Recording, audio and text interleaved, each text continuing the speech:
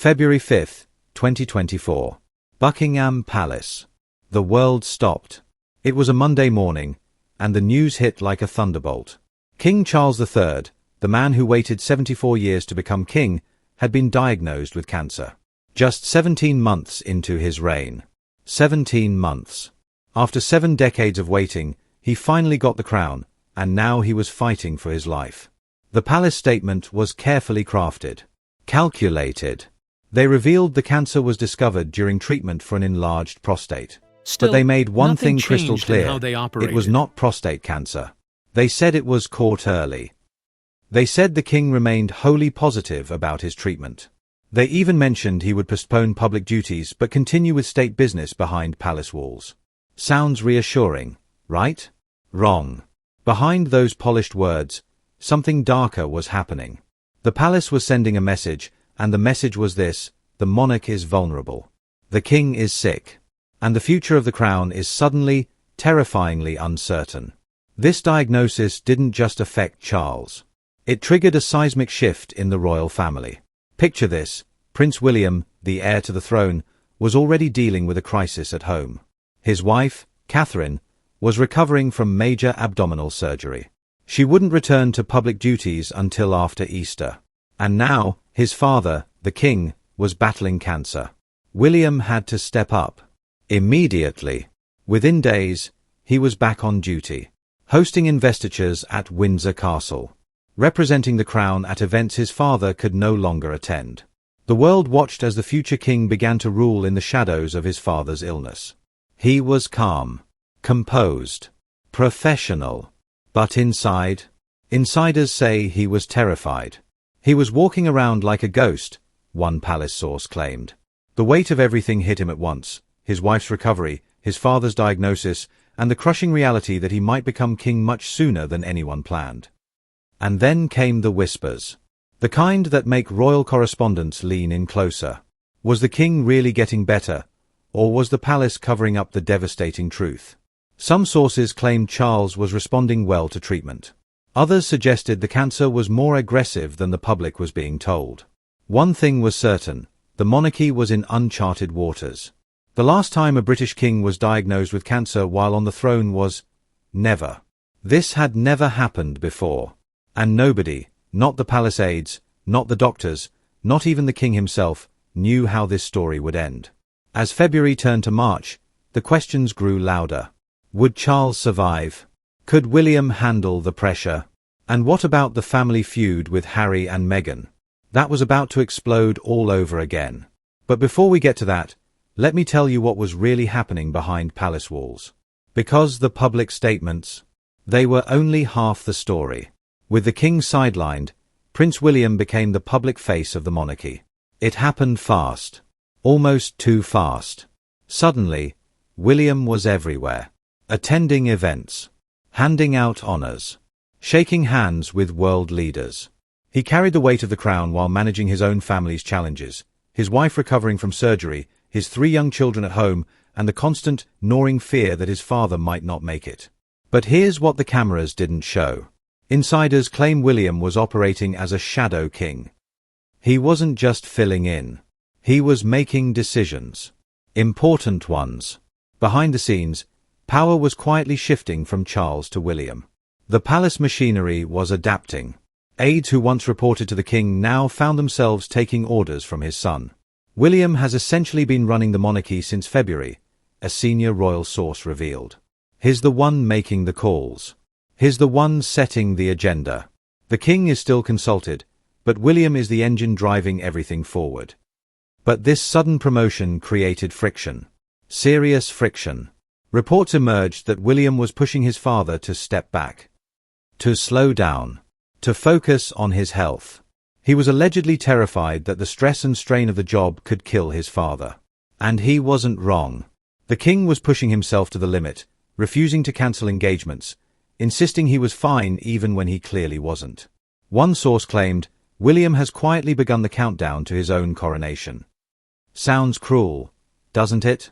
But it's not about ambition. It's about love. It's about a son watching his father destroy himself for a duty he just started. William knows the crown is coming to him eventually. He just doesn't want it to come like this. He's not eager to be king, a friend of William's explained. He's terrified of becoming king. He loves his father. He wants him to live. But he also sees the writing on the wall. The king is sick. Really sick. And William has to prepare for the worst while hoping for the best. The tension between father and son grew palpable. Charles, stubborn and proud, refused to step back. William, anxious and protective, refused to back down. Palace staff found themselves caught in the middle, trying to balance the king's desire for normalcy with William's insistence on caution. And then there was the family drama. The one that never seems to end. Because while William was carrying the monarchy on his shoulders, his brother, Prince Harry, was planning a return to the UK. And William was absolutely furious about it. But we'll get to that in a moment. First, let's talk about the king's defiance. Because Charles was not going down without a fight. King Charles III is stubborn. I mean, really stubborn. And right now, that stubbornness might be his greatest strength, or his biggest weakness. Despite his son's pleas and his own doctor's warnings, the king refuses to let go. He insists on maintaining what palace aides call a full and active life. He wants to be seen. He wants to be working. He wants to prove to the world, and to himself, that cancer hasn't beaten him. In a recorded message to the nation, Charles spoke with characteristic resolve. Early diagnosis quite simply saves lives, he said. I know, too, what a difference it has made in my own case. It was a powerful statement. A king facing his mortality with courage and grace. But public-facing statements often mask a darker reality. Royal experts have noted a change in the king. He appears tired, frustrated, increasingly frail.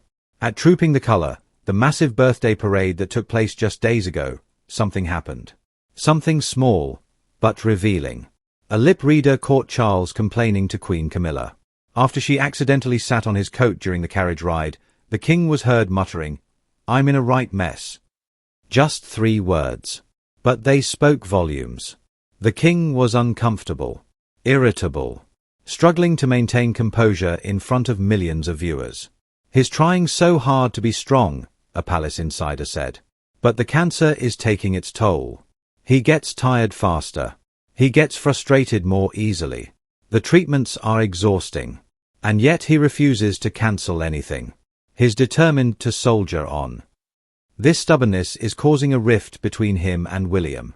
The Prince of Wales watches helplessly as his father pushes himself to the brink. He sees the fatigue in his father's eyes. He hears the shortness of breath. He knows the king is not telling the full truth about his condition. William is terrified, the insider continued. He's watching his father slowly destroy himself. The stress, the workload, the constant travel, it's all making the cancer worse. But the king won't listen. He's trapped between his duty to his country and his duty to his body. And his body is losing. The king is trapped in a cruel paradox. He waited 74 years to become monarch. Now that he finally has the crown, he can't bear to let it go. But clinging to it might cost him his life. It's heartbreaking, really. A king fighting for his life. A son fighting to save him. And a family caught in the middle of a crisis that seems to have no good outcome. But wait, there's more. Because while Charles and William battle over the king's health, another war is brewing. A war that involves a brother, a sister-in-law, and years of built-up resentment. And it's about to get explosive. As if the health crisis wasn't enough, the royal family is shattered by something else. Something that never seems to heal. The ongoing feud between William and Harry. Just when you think it can't get worse, it does. And right now, it's about to explode all over again. Prince Harry is reportedly preparing to return to the UK in July. Possibly with Meghan Markle and their children, Archie and Lilibet. This would be Meghan's first trip to the UK in 4 years. 4 years. Since the bombshell Oprah interview. Since the Netflix documentary. Since the book that spilled every royal secret. And it has William absolutely furious. William absolutely loathes the Sussexes, a royal expert revealed. He blames Meghan for everything.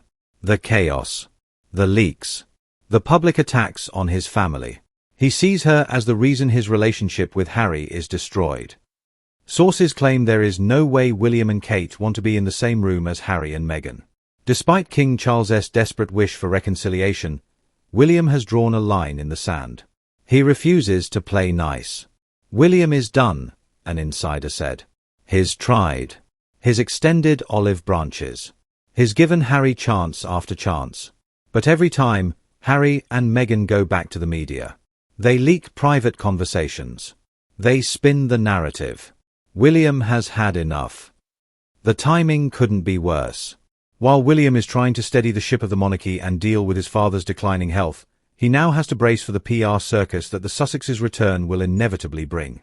Cameras, headlines, speculation, drama, and it gets worse. A source claimed there's no plan for him to meet with his brother. Think about that. 2 brothers, a sick father, a royal family in crisis, and they won't even meet. The divide seems irreparable. William believes Harry has betrayed the family. Harry believes William is cold and unfeeling. The truth probably lies somewhere in between. But the result is the same, a family that is not just fighting illness, it is fighting itself. And for King Charles, this is a nightmare. He wants to see his grandchildren.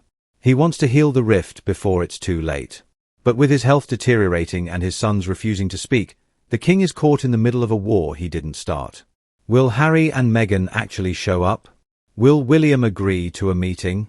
Or will this reunion crumble before it even begins? One thing is certain, the drama is far from over. And the next chapter reveals William's most desperate plea yet. The situation is growing more desperate by the day. According to insiders, Prince William is terrified. Not just worried, terrified. He believes the pressure of the job and the ongoing family drama will kill his father. And he's not afraid to say it. Sources claim William has made an emotional plea to the king. A desperate plea. He begged his father to step down, to hand over the reins, to focus on his health while he still can. He told the king, "Dad, you're going to die if you keep this up," a source revealed. William was in tears. He said, "I can handle the crown. I can handle the work. But I can't handle losing you. Please, step back." But Charles refused. Flat out refused. The king, who waited 74 years to be crowned, is not ready to give up the crown. Not now. Not ever. He told William, "I will wear this crown until I die." It wasn't a threat. It was a promise. This creates a painful stalemate. A father who won't quit. A son who wants to save him. And a monarchy caught in the middle. Palace aides have noticed the impact on the king. Longer engagements are becoming increasingly challenging. He is living with cancer, and it shows. His energy is inconsistent. Some days he feels strong. Other days, he can barely make it through a single meeting. The king is a roller coaster, an aide said. Some days, he's vibrant. He cracks jokes. He works late into the night. Other days, he's a shadow of himself. Pale. Tired. Struggling to focus. The future of the monarchy hangs in the balance. Is Charles stubbornly risking his life for a duty he just started? Or is William acting out of selfish ambition, trying to force his father off the throne? The answer is complicated. But one thing is clear, this moral dilemma lies at the heart of a crisis that will define the British monarchy for a generation. William is preparing for the crown. He's attending meetings with world leaders. He's building relationships. He's quietly assembling his team. But he is terrified of the cost. He doesn't want to become king because his father died. He wants his father to live, even if it means waiting decades longer for the crown. But Charles won't stop. He can't stop. Duty is his identity, his reason for being. And giving up the crown, even to save his life, feels like giving up his soul. So where does that leave the monarchy? In limbo. Uncertain. A dying king and his anxious heir, locked in a battle of wills that nobody can win. And as the world watches, one question remains. Will the king survive? And if he does, will the family survive with him? So, what happens next? As King Charles continues his treatment, reports indicate his health is a roller coaster. Some days he feels strong. Other days he struggles. Experts suggest his reign might be measured in years, not decades. And that changes everything. Prince William is already behaving like a king in waiting. He's determined to modernize the monarchy, to clean up the mess he feels his father has inherited. He wants a leaner royal family, fewer working royals, less pomp, more substance. William sees the monarchy as outdated, a source said. He wants to drag it into the 21st century. He wants to cut costs, reduce the staff, make the monarchy more relatable. He's been planning this for years. And now, the transition of power has already begun. Quietly, behind the scenes, the royal household is adapting, with power flowing to William's circle. Aides who once reported to Charles now find themselves answering to the future king. But Charles is not going quietly. He has shown flashes of pulling power back, reminding William who is still in charge. The king is asserting himself, a palace insider said. He knows William is powerful. He knows the transition is happening. But he's not dead yet. He'll remind William who wears the crown every chance he gets. The monarchy is in a state of flux. A family in crisis, led by a dying king and his anxious heir. This isn't just a news story. It is a Shakespearean tragedy playing out in real time. And as the world watches, the future of the British throne has never seemed so uncertain. Will Charles live long enough to see his grandchildren grow? Will William become king in his 40s or his 50s? Will Harry ever reconcile with his family? Nobody knows. Not the palace. Not the experts. Not even the king himself. But one thing is certain, the monarchy is changing. And it will never be the same. The devastating truth is this: the House of Windsor is in the midst of its biggest crisis since the death of Queen Elizabeth. King Charles is a man fighting for his life. He's torn between his duty to the nation and his desire to live. He waited 74 years for this moment, and he refuses to let go, even if it costs him everything. Prince William is the heir, burdened with the weight of a kingdom and a broken family. He's preparing for a throne he doesn't want to inherit this way. He wants his father to live. But he also knows the crown is coming. And the weight of that knowledge is crushing him. The scandal. The secrets. The feuds.